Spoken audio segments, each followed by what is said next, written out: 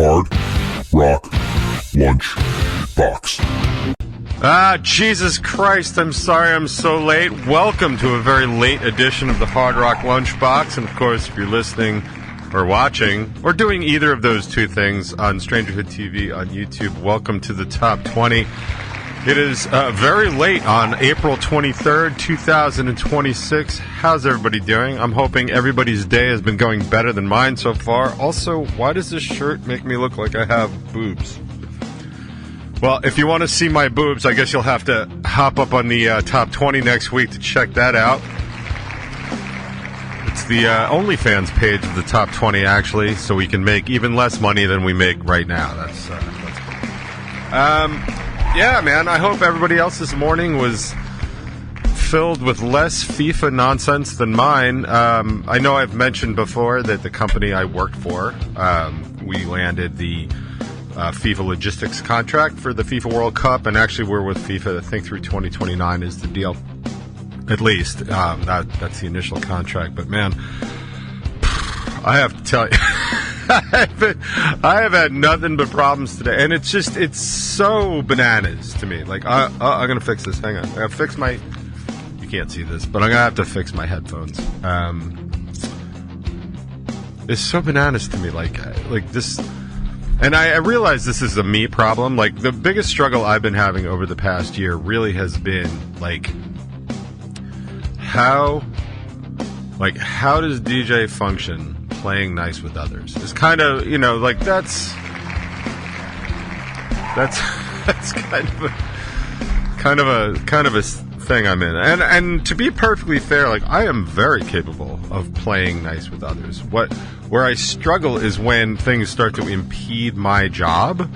And there's nobody nobody I'm working with that's like incapable or doing anything on purpose or anything like that. It's just when you are working in a bigger group, or when I'm working in a bigger group, things are not always done my way.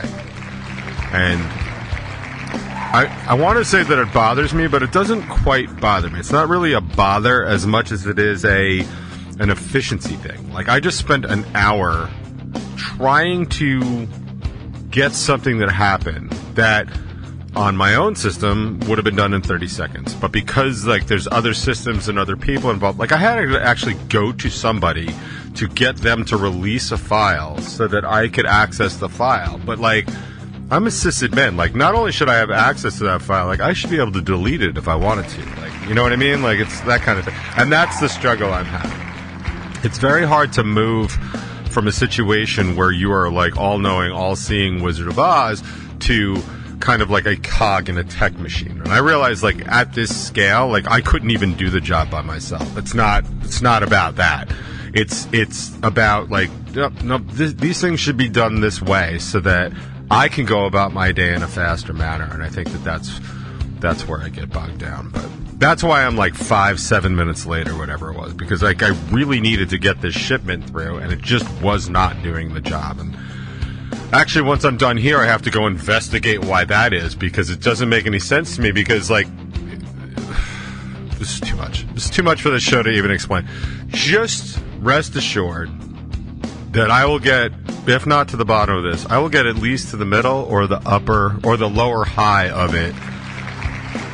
And we'll just go from there. I mean, I will say it's the first time in about 20 years that I've had cause and legit reason to be like, that's not my thing. It's not my fault. I can't.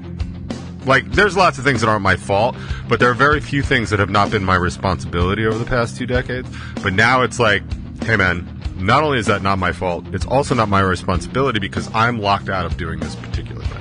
And I understand why I'm locked out of doing a couple things. Like, I'll have to earn some sort of kudos points in order to get to these things. But I don't want to have to, like, I want to just move at my speed, which is not great anyway. But I don't need any more sticks in my spokes trying to get to where I'm going to get. And I don't know if that made any sense to anybody. But it's like, if I wanted to put it in, like, a very simple office term, it's basically like I'm out of Post-it notes at my desk. And for years, I was able to just go to the supply closet and go get some Post-it notes. and then I have Post-it notes. See, super simple transaction. But now I've got to go to like the head of the Post-it note division and be like, hey man, I'm out of Post-it notes. And then they're like, okay, you got to talk to Jerry in Post-its and get more Post-it notes. And I talked to Jerry, but he's not there right now, or he's busy or something. So now I have to wait on Jerry. And then finally Jerry's like, okay, cool. Gives me the key to the cabinet for the Post-it notes. I go to the Post-it note cabinet. I go to open it. It's the wrong key. So I got to go back to Jerry. Then I have to get another key, go back to the Post-it note, open the Post-it note cabinet, get my Post-it notes, bring the key back, go back to my desk. And now I have the Post-it notes for this very important message that I need to put on a Post-it note. But see how long that transaction has taken? Like, that is driving me absolutely crazy because it just does not need to be that way. It really, and it's not even like it needs to be that way. It just is that way. And now, on top of the problem that I was trying to solve, I have to fix this whole thing about why it's so difficult to do this. And anyway, so that's what I'm going to be doing later today. I don't know about you, but I know that riveting commentary about the situation at my job is going on. I bet you anybody listening to me in tech knows exactly the situation I'm talking about, by the way. So, anyway, so that's neither here nor there. I actually came here to talk about something very specific, and it's just completely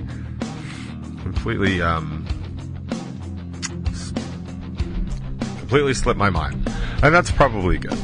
By the way, remember like last week I didn't pull any new material? Well, this week I pulled like, I don't know, it feels like 15 songs. I don't know if it's that many.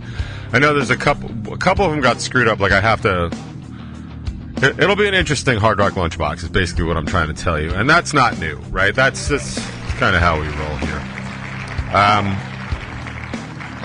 In Revel 9 news, I am back in the studio tonight. I'm working on vocals. I'll be tracking vocals for a song called Underneath that you might have heard once or twice live. I'm actually stressing a little bit because it's currently the hardest song in the set for me to sing. Ironically enough, the hardest song in the set for me to sing as of a few weeks ago was Run Through Me, which is the latest release. And if you haven't listened to it, please go check it out on Spotify or Apple Music or everywhere else. But when I recorded it, it was not a problem. But something happened since the time I recorded it and the time we started doing it again live that made it very difficult for me to sing. So I actually was working on a vocal trainer to try and get that song. So I'm trying to use the same approach on Underneath. And it's not that Underneath is so difficult to sing per se. It's just, for whatever reason, there's like, and I'm sure any vocal person could answer this. I'm just not that person. Like, I still, whenever somebody asks me what I do in the band, I play guitar. I've been singing since 2008 for the band, so it's been a minute. But I'm always a guitar player. Anyway, so I have these notes in the range of my voice, in the range of my voice, that are very difficult for me to maintain. Like, I can hit them once and get it, dip in and dip out. If the key of the song actually requires me to sing in that line or that note or that range for a long period of time, I fatigue out so goddamn fast. And it's not that it's too high, because like I can sing over it or I can sing below it, but like I have a couple of these riffs in my vocal, and this is, I'm sure this is what all that vocal training is supposed to, like, I hear them mention these things, like, you gotta be able to move freely from these, and it's like, okay, right, but like, I also don't do push-ups, and I should do push-ups, but I don't, and so like, I'm supposed to do warm-up, like, Jimmy has been like on me for years, like, you should do warm-ups, like, I think he does them like twice a day, and I'm like, twice a day, man, that's a lot. Like, on most weeks I'll do them twice a week on my way to band practice right before I sing, and that is the wrong way. For any budding singers out there, do not do what I do. Like, really, you should do vocal exercises every day. It'll give you a much better voice. I'm at the point in my career where I just don't care, and I'm just waiting till the point where I can't sing anyway, but I'm old enough that I have an excuse to be like, oh, that was too bad. You know what I mean? Because people aren't going to look at me and be like, wow, Mick Jagger can sing until he's 80. You know, like, I'm going to be like, well, DJ couldn't sing until he was 50. That's too bad. Like, but whatever, you know. It's not that big of a deal. But I am stressing a little bit. And the main reason I'm stressing is because while I can sing the song once, twice, 3 times, and then start to kind of fatigue out, the general thing with Dave, what I record, is I end up singing this song probably in total 9 to 12 times. And then patching up, you know, some lines along the way. It's his method, and it seems to get the best out of my voice, so it's now my new method too, and I think it's the right method. I've only ever had one song that I said ahead of time that I was like, listen, dude, this song burns me out, and that was Inside, which is actually so not a problem anymore because I've written much harder songs since then. But at the time when we did Inside, I was like, I can't sing this 15 times. Like, I just can't. And so he was like, all right. So we did less. But basically the way it goes, I do a bunch of warm-up tracks, because the first track always sucks, because I'm getting, like, warmed up and stuff like that. And it doesn't suck. Like, it actually works as a really nice bass track, like, get it done and stuff like that. But then we go through, and usually, like, the second or third one is usually a really good take, and it'll end up being the bulk of the material. And then what we do is we break down the individual parts. We do, like, each verse, like, 3 or 4 times, each chorus 3 or 4 times, bridge 3 or 4 times. And then we go back in, like, okay, we need this, we need this, we need this. And that, but by the end of it, it just burns me out. But I've never had to sing under that, in that form. It's just, I guess, basically what I'm saying is I guess I'll find out later. And because I don't know the answer to it going in, the control freak in me, the control freak in me is a little worried, but it's less about being a control freak and more about just wanting to do a good goddamn job, you know? The thing with recording that's so much better than live, it's like, oh, that sucked. Let me just do it again. Like, it's very difficult to do that live. I mean, I suppose you could if you wanted to. We certainly did it when we did the Razorblade Diaries live. Although, that wasn't because we sucked. We just did it twice to get 2 versions. But it's neither here nor there. So anyway, I'm stressing that a little bit. So I guess I will let you know next week how it goes. I'm sure it'll be fine. And even if it doesn't go fine, what's great about Dave is he'll be like, that was fine. You know, so like, I'll walk out of there feeling good about it one way or the other. So I realize I'm late, so I won't go into all the Trump nonsense that I was going to talk about, like especially like him not being around for a couple of days. And the take on that really was that his handlers were like, we need you to stop saying stuff because you're ruining stuff. So they like put him in his room for a couple of days, which I think is hysterical. Like reporting out that like the Iranians were all set to do an agreement until Trump opened his big fat mouth and was like, they're going to agree to absolutely everything. And the Iranians were like, that's not what's happening at all. And then they pulled out of the agreements because they don't want to negotiate with Trump because they can't rely on a thing he says. Which is, any contractor from New York and New Jersey already knows that about Trump. Like, you can't rely on anything he says. Like, half of the money he's made in New York real estate is because he's ripped off contractors. That's the thing I don't understand, why working people are like, yeah, Trump's great. Like, no, he's not. People that work for a living repeatedly get screwed over by him in his private life, like in his private businesses and stuff like that. Like, that's what I said. Like, any contractor from New York and New Jersey would have told you, you can't trust this dude at all with anything he says, ever. And I'm just surprised that other people do. So that was going on in the world. Also, he fired or forced to resign his labor secretary. So if anybody's keeping track, that's 3 women he's forced out of the cabinet so far and replaced with 3 men. Now, the word on the street is that Tulsi Gabbard has been told she needs to resign before the midterms because she's just screwing everything up, and people hate Tulsi Gabbard anyway, especially Dems because she used to be a Democrat, especially Republicans because she's doing such a bad job with everything, and basically just every decent person, because Tulsi Gabbard is just awful. She's just an awful person. She was an awful politician. And we don't need that. But she's going to be the 4th woman out of the cabinet.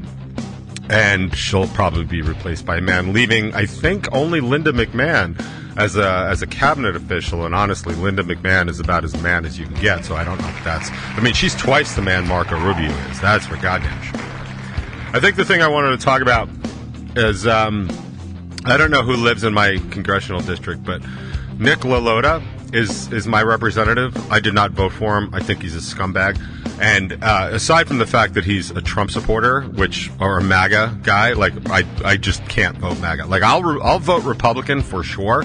You throw me a nice conservative Republican, like you'd probably get my vote. You'd probably get my vote for governor at this point if you were a Pataki level conservative Republican, as long as you're not MAGA. I mean, the thing with Lee Zeldin when he ran for governor is that he came out and he was an election denier. Like, if you're still an election denier in this day and age, and like there have been no court cases about the election being stolen. Like, nobody's in jail for voter fraud. Like, it is completely a smoke show that the MAGA Republicans keep putting up because it's a rallying cry for the stupid.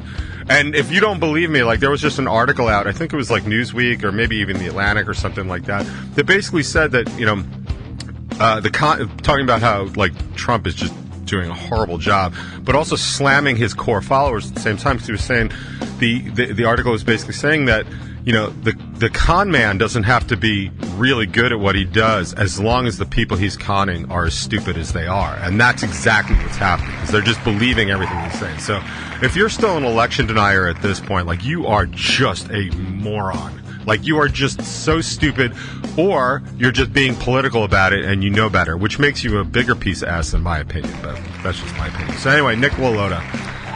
This dude, I mean, he is constantly patting himself on the back for getting the salt tax cap lifted from $10,000 to $40,000. If you don't know what the salt tax is, it's probably because you don't live in a super high tax state. The salt exemption, is basically state and local tax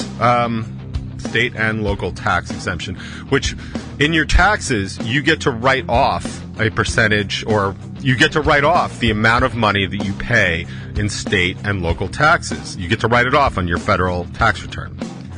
And this is a big deal if you live in a very high tax state. You can imagine if, you know, your property taxes are like, you know, $15,000 a year, and you're paying $20,000 a year in state taxes, well, then you get to write off, I forget, it's not exactly $35,000, but you get to write off some of it. And of course, this fades. If you start making over like $500,000 a year, you're not allowed to do the whole amount. It just keeps coming down. That part's not unusual. What is unusual is that my congressman, Nick LaLota, keeps praising himself about how he got the salt exemption raised from $10,000, the cap was $10,000, to $40,000. But what he does, he completely overlooks at the fact that the only reason that there's a salt cap at all is because Trump and the Republicans put that in 2017. And Trump himself said it was to punish the blue states, because the blue states are the more expensive states, because honestly, that's where people want to live. And you can argue all you want about how great you think Texas is and how great you think Florida is, but if you do any research into Florida and you see like the mass exodus of the middle class from Florida because they can't afford to live there anymore, and people that are just going broke in Texas because they can't afford to live there anymore, and on top of that, they're at the bottom fifth of education and services and all that other stuff. Like Ann Richards, former governor of Texas, was saying, like, you know, after a few reigns of Republican governors, they dropped from like within the top 20 of education to the bottom 5 of education. Indiana just released the exact same thing. After 3 decades of Republican governance, they have gone from the 3rd state educationally to the 49th state educationally. I mean, it is a straight track record. Like, blue states just do better in services and education and all that other stuff. That's why people come to blue states when they need, like, health care, like really good health care. That's why Sloan Kettering's not in Arkansas. You know what I mean? Like, people come to New York City for those things because that's where they are. You know, like, people keep wanting to come to New York City despite the fact that it's so expensive to be here. They still stay here. You know what I mean? Like, that's what people keep forgetting. Like, it's so expensive here, blah, blah, blah. But people still stay here because it's better than the alternative. Like, I could be saving $1 billion a year for my retirement if I moved to, like, West Virginia or Mississippi or Alabama. But the thought of living in any of those states is just, makes my heart just begin to putrefy. Now, the upside is my kids are already out of school, and not all of them even went to public school, so I'm not super worried about that. But, like, this is where people want to live. So, like, that's the thing. But So Nick LaLota keeps saying about how great he is, what a great job he did, basically undoing something that Trump and the Republicans did already. Like, you can't give yourself credit, and you can't keep giving yourself credit for something that you caused. You know, those are the same guys you see in the movies that start fires and then, you know, come and put them out so they can be heroes. Like, there was a story not too long ago about this dog. I think it was in England. This dog that used to roam around the park who pulled a kid out of, like, this lake or whatever, and the townspeople, like, gave him a steak. And this dog was smart enough to realize that if he started pushing kids into this pond and then rescue him, he'd get more steak. And that's exactly what happened. And that's exactly what Republicans are trying to do right now, especially our Republicans. And it's honestly, it's the only thing. It's the only thing he keeps patting himself on the back on because it's the best he can do. You know, he's not patting himself on the back for, you know, allowing this war to go on in Iran that's costing us $1 million a day. And as even Mayor Mamdani said, like, I don't understand why, you know, community grocery stores are completely socialist and completely necessary and a waste of the taxpayers' money, but apparently a war in the Middle East that we just started for no apparent reason other than Israel wanted us to, and now it's spending $1 million a day on, and the Pentagon just asked for another $1.5 trillion or whatever that number is. That's necessary, and that's not at all. By the way, don't forget that the military, it's a socialist program, right? We all get together, and we all pay for it, like roads and libraries and police and stuff like that. Like, that's how socialism works. I don't know why that's socialist, and that's socialist and good. Like, the military is socialist and good, but healthcare is socialist and bad. Like, I don't understand that, and nobody's been able to, like, successfully explain it to me at all. I have no idea. Like, we have the right to bear arms in the Second Amendment. Maybe everybody should just take care of ourselves, and we don't need the military. You want to give that a shot? Like, I'll give that a shot. I have wasted so much goddamn time today. Anyway, it's time to get on some music. So Sam from Playing Dead sent me to this other band that I've never heard of before. I want to say it's Spirit Gvn. I honestly don't know how to pronounce it, but it's the word spirit, and then the second word is GVN. Given? I mean, I don't...